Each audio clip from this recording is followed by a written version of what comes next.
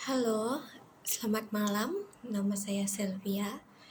Saya dari kelas 103 PJJ Ilmu Komunikasi dengan NIM 240501010177. Hari ini saya akan membuat video untuk menjawab soal ujian tengah semester mata kuliah pengantar komunikasi digital yang diampu oleh Ibu Rosana SSM Ikom AMPR CPS.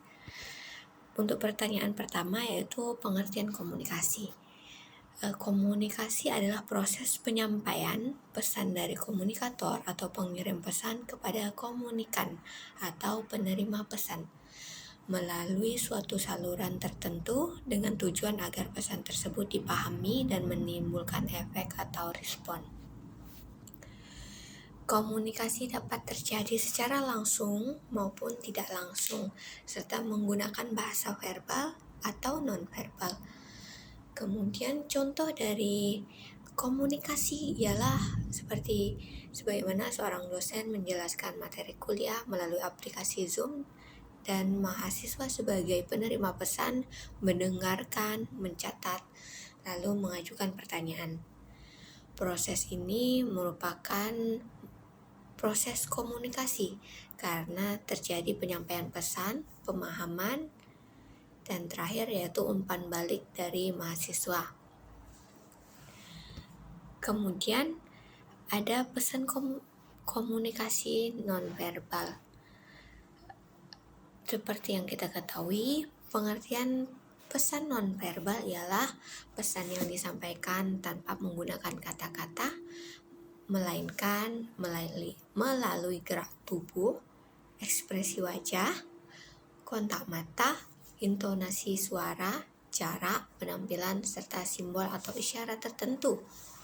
Kemudian komunikasi nonverbal itu berfungsi sebagai melengkapi pesan verbal, misalnya anggukan kepala saat menyetujui, gelengan kepala saat tidak setuju atau mengatakan tidak.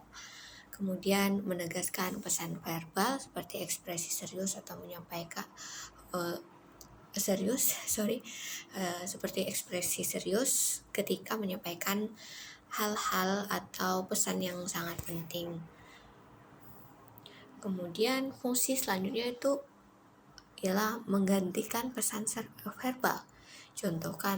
Contohnya menggelengkan kepala untuk menyatakan penolakan. Kemudian menunjukkan emosi dan sikap seperti senyum untuk menunjukkan keramahan atau juga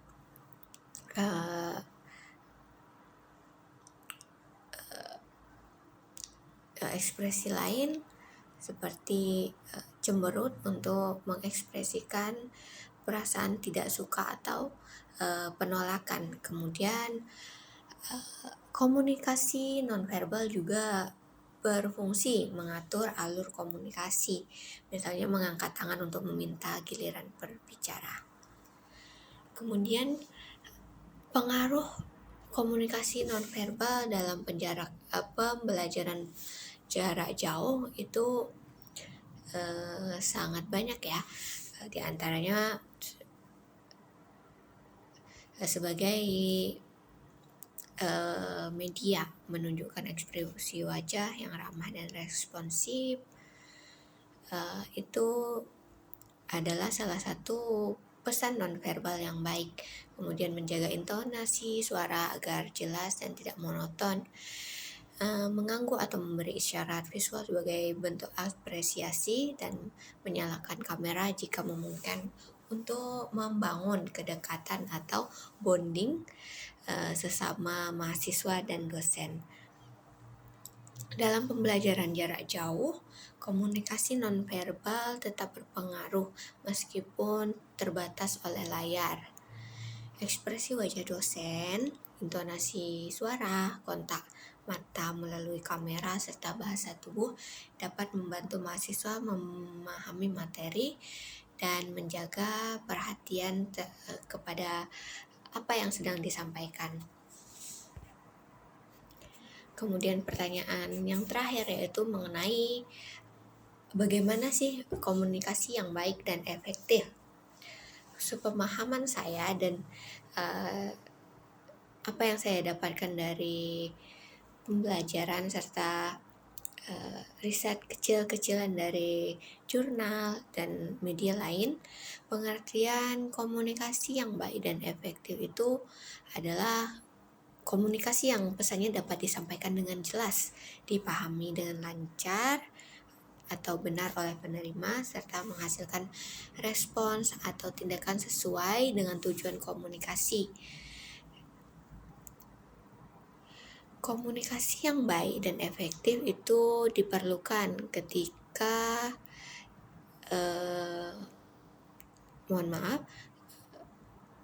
diperlukan setiap aspek atau lini, setiap waktu dalam kehidupan seperti pendidikan, pekerjaan, organisasi, dan hubungan sosial.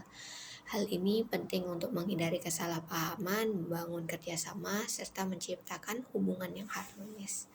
Kemudian ada tantangan terbesar dalam menciptakan komunikasi yang baik dan efektif, antara lain yaitu perbedaan latar belakang budaya, bahasa, persepsi, dan kurangnya keterampilan mendengarkan secara aktif, serta ada kendala gangguan media komunikasi, misalnya jaringan internet dalam pembelajaran jarak jauh yang kurang baik sehingga pesan yang disampaikan terputus atau tidak tersampaikan secara penuh sehingga menimbulkan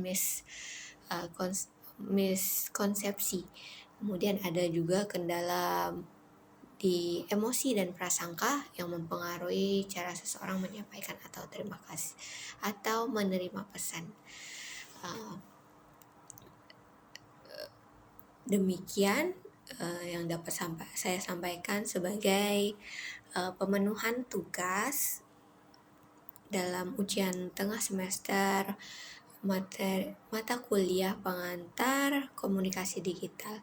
Semoga yang saya sampaikan dapat memenuhi ekspektasi dari Ibu Rosana dan menjadi pertimbangan beliau untuk memberikan nilai yang pantas untuk saya. Terima kasih.